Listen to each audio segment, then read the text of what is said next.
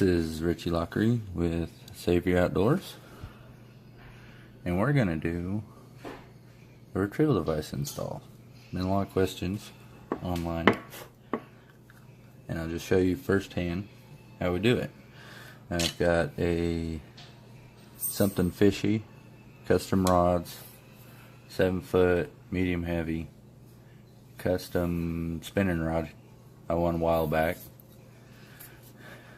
equipped with microwave guides, and we happen to have a few peak camo floats, a little test run we did with colors, and it'll match the peak accents on this rod.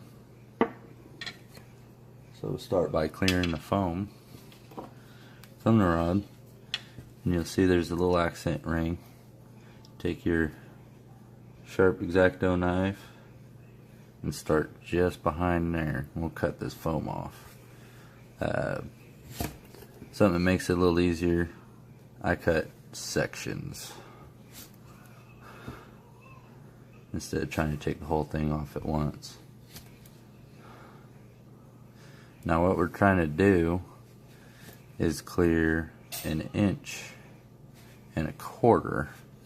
of this rod blank so that the retrieval body will sit on there. Now something that helps with removal is a little flathead screwdriver. Get a little push on that first piece, and that foam slides right off. And there, as I was talking about, cutting it in sections. Now you do nearly no damage to the blank at all. And we also need to clear out this butt. Now there's a lot of epoxy in here that we'll need to clear out. Usually take a drill bit, just hit the center of that, and clear it out for the screw down in there. When it's fully seated, you'll need that clearance in there. Now you can get a really clean look by always test fitting this stuff. I actually just went out to the shed and cut this. Initially dry fit, it put the retrieval device about there. I took that 1/2 inch off or so, and now it'll fully seat. Sometimes when you take this foam off, you'll get little bits and pieces, just a little standard piece of sandpaper. This is 80 grit. Clean that up. I'll take off any remaining epoxy or whatnot from the old EVA foam mount. Now this one actually fits nice and snug a little bit, but you'll see there's just a little play. And how we make up that little bit of play is with standard masking tape. The epoxy that we use to hold this retrieval body on, it'll actually soak into the masking tape, and using masking tape in rod building is actually pretty standard practice. So you'll want to start at the head of this area, because the hole in the body is actually tapered.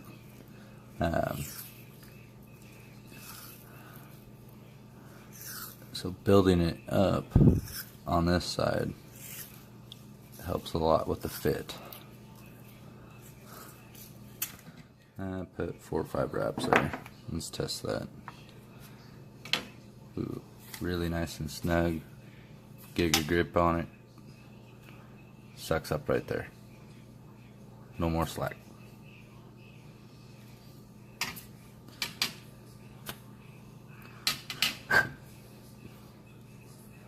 Now we get our little bit of epoxy.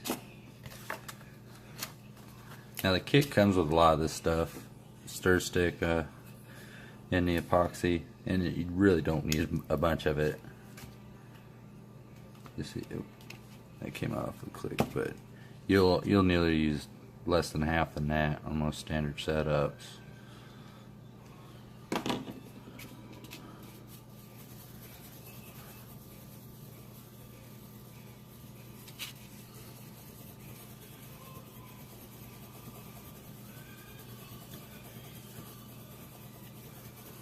Mix it up pretty well. And what I usually do, just really light coating. Don't need to glob it on there.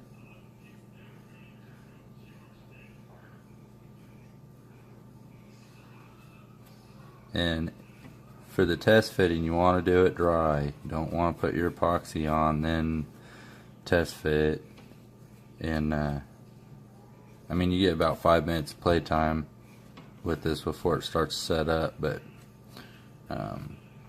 test fit dry, test fit dry, and really just glossy coating. Make sure just everything's covered. And actually, if you make your dry fit really tight, don't worry about it.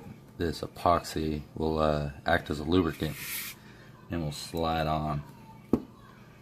Now, be mindful of your reel positioning. Whether it be a spin rod hangs down or bait caster hangs up, you want this Savur logo to be facing up, because you got your drain hole here. Well, yeah, that's what we'll call it. Now for the install. Now actually, on this rod, that job's made pretty easy because this microwave guide logo is straight up. So you just kind of want to match it up there. And while this is still all wet, clean off the excess. Probably a paper towel is preferred. I'm a mechanic by trade, so I get used to all kinds of stuff on my hands. Clothes.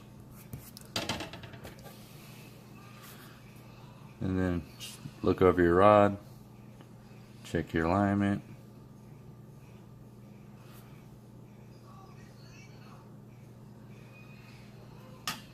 And we'll let it sit there for a few minutes. And dispose of your little epoxy mess. Now this float is partially installed so that when the epoxy is in here setting up and whatnot, we don't like that screw all the way out in case that a little bit of extra epoxy drips down. We don't want it getting setting that screw in place, so that when you do have a deployment, it can make it difficult to remove the screw to install a new bobbin.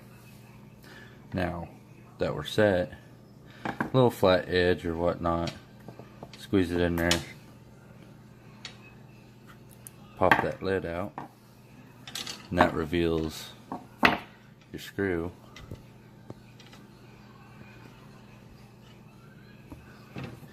Standard Phillips.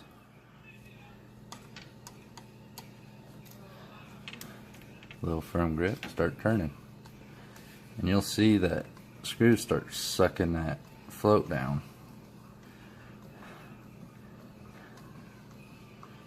And it's an awfully long screw. Sometimes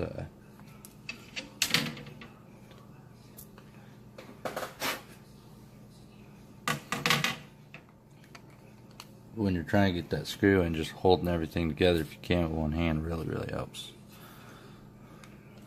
But you'll start to see that blue fade away, and you just want it set. When the screw gets really tight, oh, there's a little mud. screwdriver. Yeah, that's really it. Take a cap, push it back in place, and you're done.